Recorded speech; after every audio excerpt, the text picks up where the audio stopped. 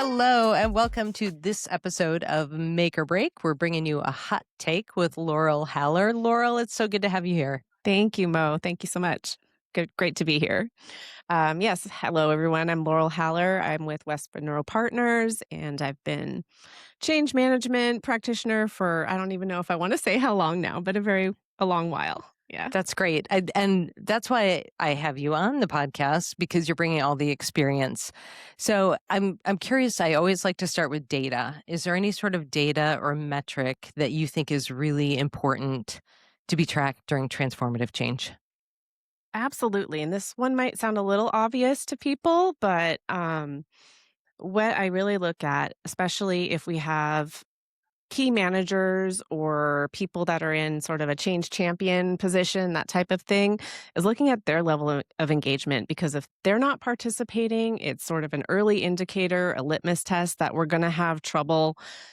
This is early on, and if we're not getting the engagement we need, we know we have more work to do. Oh, preach, preach. I think I'm going to get T-shirts printed that say, frontline manager engagement is key, or, or you're Yeah. doomed without it, or something Yeah, along like I those said, lines. it seems obvious, but sometimes we tend to overlook that and just look at, okay, did we get so many clicks on something or whatever it might be. So that's really the key. I think that is key. And so then I'm curious, when you say that this is something that is often overlooked, is there something, Laurel, in sort of traditional change management circles that you think is kind of bunk?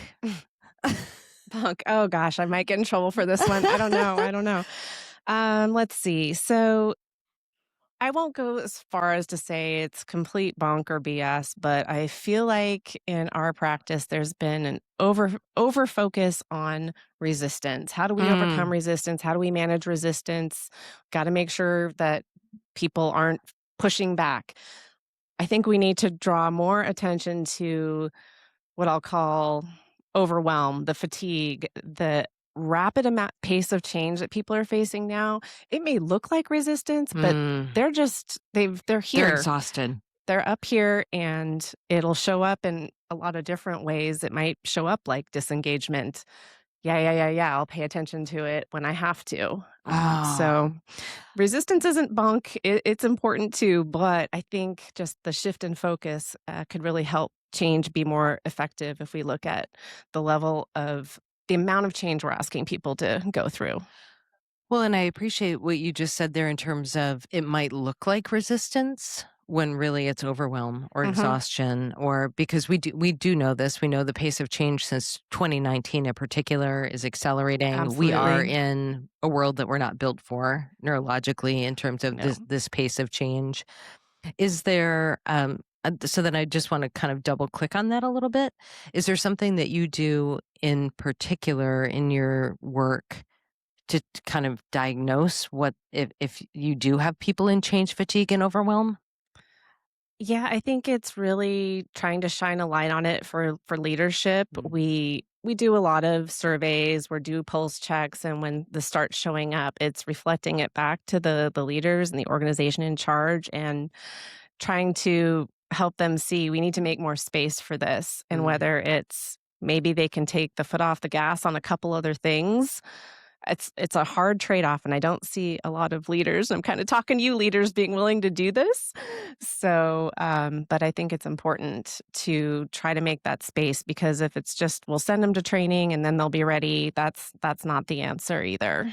Well, and I think what is interesting about what you just said there is the willingness of leaders to understand that you're either going to pay the price in slowing down now, or you're going to pay it Definitely. in Yeah. some missed outcomes. Yeah, it'll take longer to adopt. You're gonna have to do more work on the back end. That's, pay it now or pay it Yeah. later. That's kind of what I've always said. I I think it's really interesting in change in particular, this idea of slowing down to speed up. It's a hard one. It's definitely a challenge for folks to really think about how to do that well. Is there is there a framework or something that you use that really informs your work outside of the data side of it, Laurel? Um, I guess I don't know if it's a framework necessarily, because we definitely look at the change curve. That's something we For always sure. apply. Um, Because it's real. it's real. It is real. What I in the framework, though, I think sometimes we tend to maybe not skip over, but don't pay as much attention to certain things. So we really focus on awareness, and Mm. we know we've got the communications going and flowing, and everybody knows this is coming, and they know about when it's going to happen, and generally a little bit about it. What we sometimes miss is, okay, it's coming, it's coming, it's coming. Okay, now you're going to be in training, but we've missed the making it real for people Mm. before so seeing it before they actually get to training, because Mm. if they've all they've seen is bullets on a PowerPoint, that does not make it real for people. I found demos, walkthroughs, simulations. It's really challenging our our profession, I think, to get creative on how to make it real for people, especially if the product or whatever it is isn't quite ready. And Uh-huh. I think there's some ways to do that. We've had to get inventive in some cases, but it really has made a difference, so that once people get to training, they're ready to learn, they're ready to grow. They've got okay, this is what's in it for me. I know how it's going to impact me already. I'm not asking those questions Right. in training. And So I've seen maybe it's not the real thing, but I've seen something so something. that it's not in training that the first time I'm like, Yeah, seeing is too believing, much. right? Yeah. Yeah. Yeah, for sure. And so, in that framework, that's just really what we try to do. It's that in between state of we've got them all the way here. How do we bridge that gap to the hands on? I'm in the system kind of thing. If it's a technology Yeah. type of change. Yeah. Um, you took C2IQ. Yes. I am curious, just what were your thoughts in terms of maybe your results or even just the framework of understanding change resilience as a skill set? Oh, I thought it was fascinating, and I'll tell you why. It's just so funny. I think sometimes, the plumber's sink is always the leaky one, right? The change management practitioner's sink sometimes needs a little tweaking as well. I love that. I think that did give some nice insight for me, just in terms of, okay, I'm here talking about change all day long with everybody else, but how do I adapt to change personally? What can I learn from it? That type of thing. So from the results, I think one of the areas that, just in a pure transparency, I think that I could get better at is giving and getting feedback. I've always Mm, found it to be kind of uncomfortable whether I'm giving it or receiving it. yeah. So that's something kind of to focus on. I think that would be helpful in general. I love that. I think I'll often use the example of Misty Copeland, right? So she was Hmm. right one of the best ballerinas on the planet. She never stopped practicing.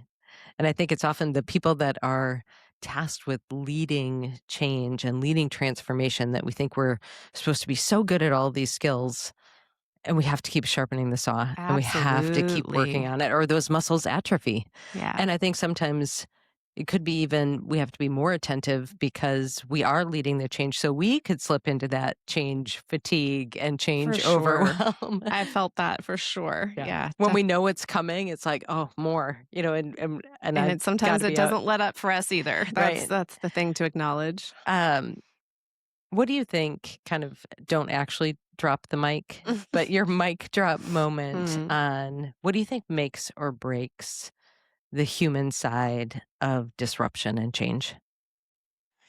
Make or break. I think that it's kind of the old statement. I guess it's nothing earth shattering or new, but the leaders have to be in front of it.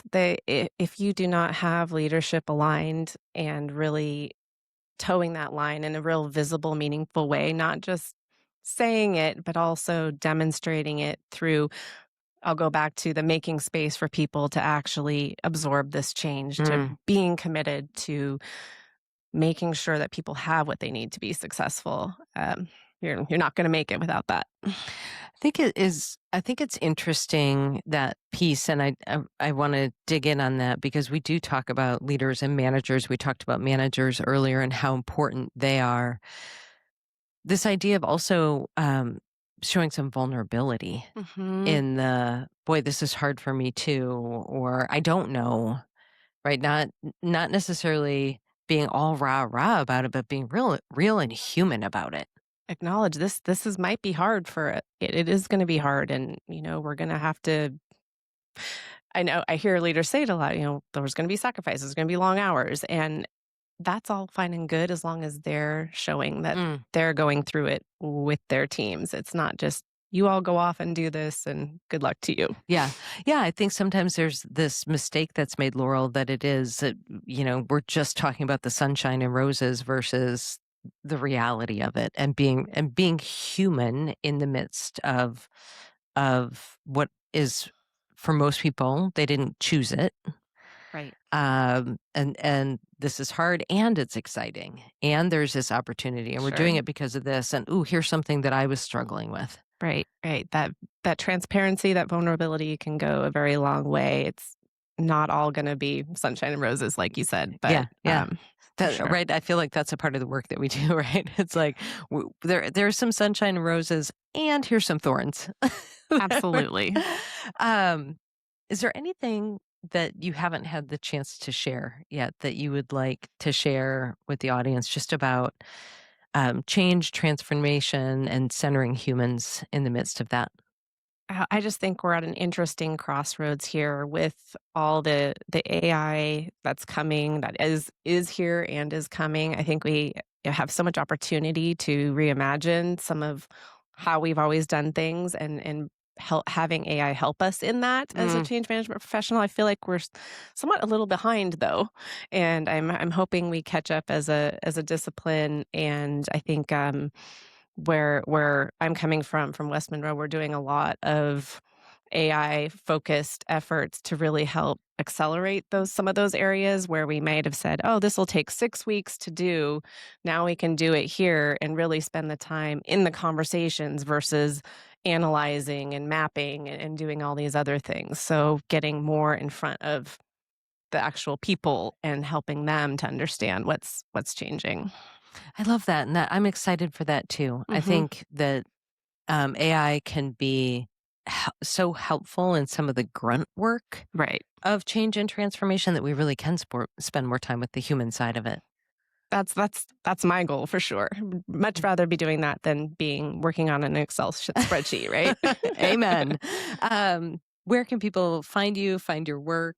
On LinkedIn for sure, and West Monroe Partners, Laurel Haller at West Monroe. So find me Awesome. there. Oh my gosh. I just appreciate this conversation so much. Thank you, Laurel. Thank you for having And me. just keep doing great work leading this transformative change at a pace that we aren't designed for, really centering the humans. I appreciate your approach. Thank you.